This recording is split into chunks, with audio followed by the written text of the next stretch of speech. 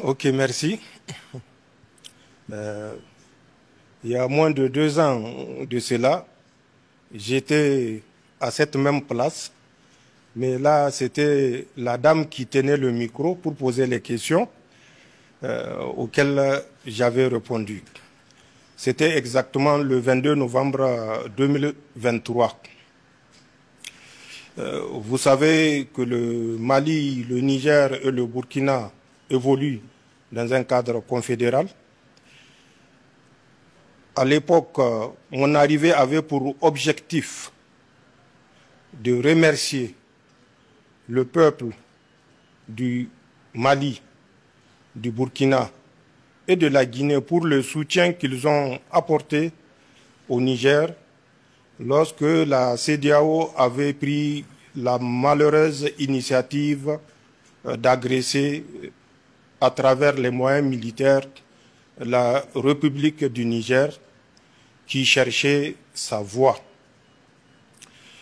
J'étais venu affirmer à mon frère Assimi Goïta, à l'ensemble du peuple malien, notre gratitude et notre reconnaissance pour ces sacrifices. Parce que c'est un sacrifice et il faut le qualifier en tant que tel. Le fait de rentrer dans la guerre éventuellement si le Niger venait à être agressé.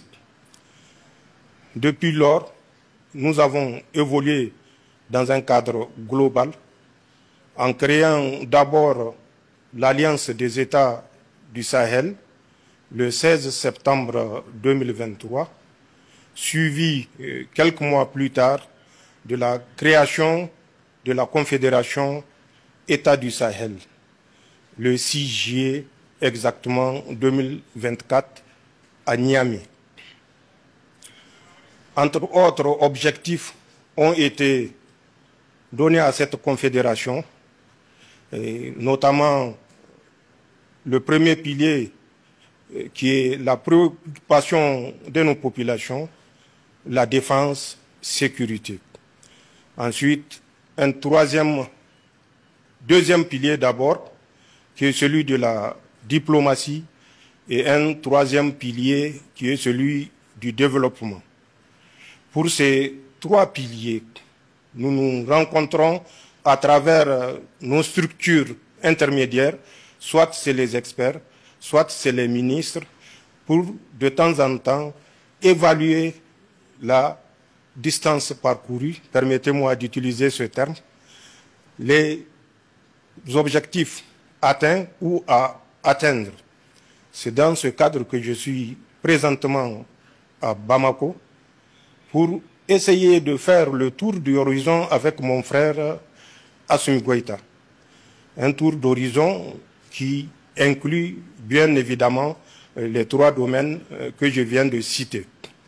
Vous êtes certainement au courant, comme tous les peuples de la Confédération, de notre volonté de créer et consolider une force unifiée dont l'état-major est déjà opérationnel.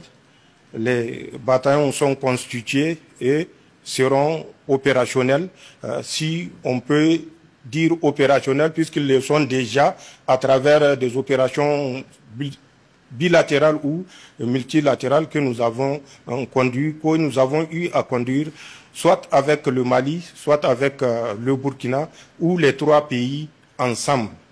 Mais nous voulons aller plus loin et c'est la raison pour laquelle l'état-major dont le siège est à Niamey est actuellement en formation pour que tous les problèmes de défense et sécurité soient pris en charge par cette force unifiée. Pour ce qui est de la diplomatie, vous le voyez, que ce soit aux Nations Unies ou dans toute autre rencontre d'intérêt, nos représentants gardent la même position, prennent les mêmes décisions. C'est la volonté de notre confédération et c'est en ce sens que les ministres travaillent nuit et jour. Pour le domaine du développement, vous savez que nous avons créé la Banque confédérale d'investissement et de développement. Je ne vais pas rentrer dans des détails, puisque bientôt nous allons nous retrouver une fois de plus à Bamako pour déterminer avec précision le contour du fonctionnement de cette banque. Mais sachez que déjà tout est prêt, tout est fin prêt, qu'il s'agisse du siège ou des autres structures d'accompagnement, tout est connu d'avance, mais sera précisé, Inch'Allah, à la prochaine rencontre ici à Bamako. Je n'aimerais pas aller dans d'autres détails, qui sont des détails plutôt discrets, à l'image de mon arrivée, qui devait être sur la pointe des pieds, mais j'ai découvert que les journalistes étaient déjà au courant que j'arrivais. Je ne sais pas comment ça s'est passé, mais c'est su, et vous êtes là présent, vous êtes la preuve que c'est su. Donc il y a des domaines, bien sûr, qu'on ne peut pas évoquer ici, mais il y a des domaines d'intérêt que nous avons passés en revue et que, Inch'Allah, à la prochaine rencontre, vous saurez davantage. Voilà, en quelques mots, l'objet de ma visite.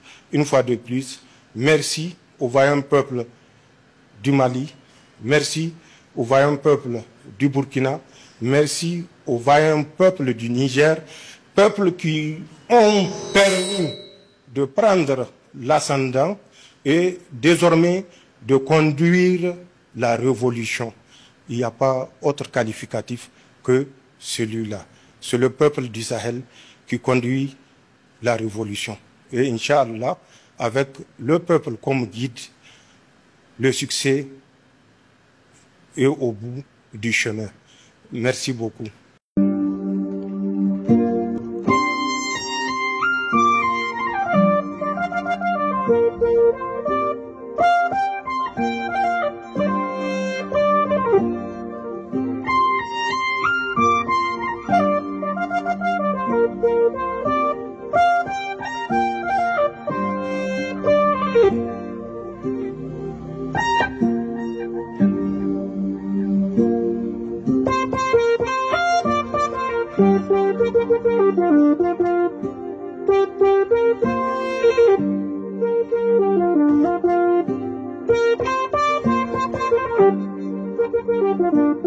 Thank you.